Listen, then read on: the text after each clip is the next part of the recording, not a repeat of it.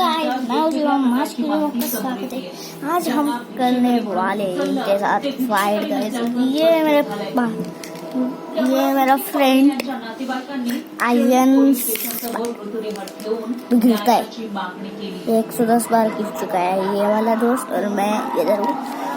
चलो guys fight on करते हैं। पाणी दिलं नाही, बांधून ठेवलं आणि त्यांचा छळ करण्यात आला असा आरोप केला जातोय।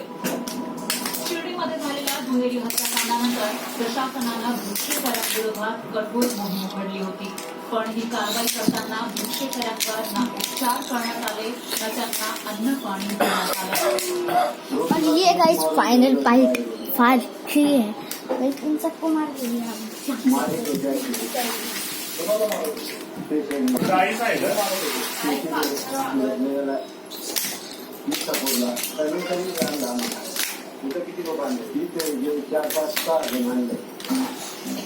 नाशिकमध्ये महापालिकेनं भिक्षेकरांसाठी निवारा शेड उभारलं।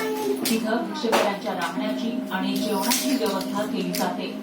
आजारी आणि वृद्ध भिक्षेकरांना या निवारा केंद्राचा आधार मिळतोय।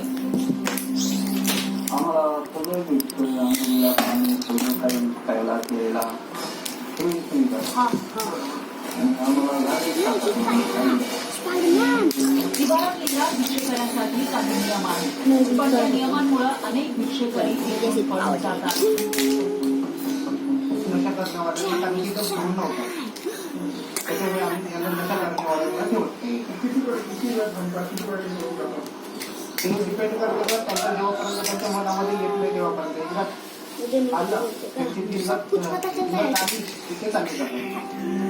भिक्षेकरी असले तरी ही माणसंच आहे, त्यांच्यावर कारवाई करायची असेल तर नियमांसोबतच माणुसकीही जपणं गरजेचं आहे।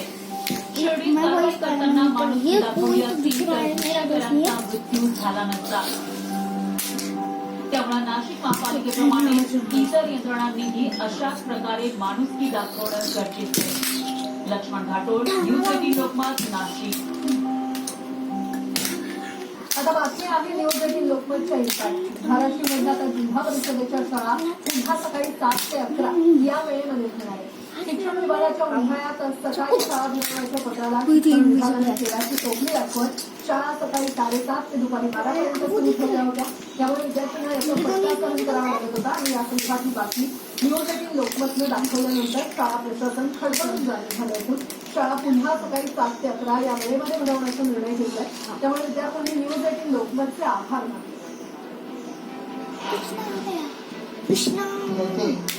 माध्यमिक शिक्षणाधिकारी आणि प्राथमिक शिक्षणाधिकारी यांनी कालच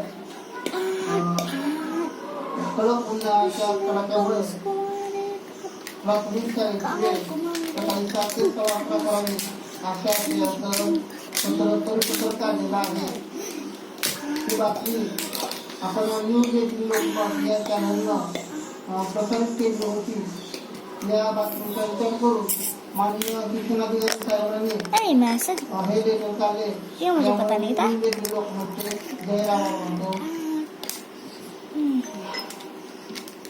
आमची शाळा 7 ते 12:30 या वेळेस सुरू होते, यामुळे आम्हाला खूप उन्हाचा त्रास होत होता।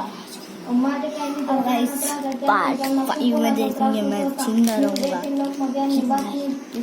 जिंदा रहेगा कि नहीं वो पार्ट 5 में देखेंगे।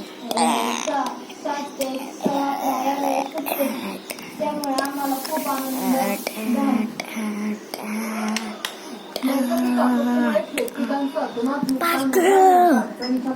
ऐसे पार्ट 2 अपना चालू है।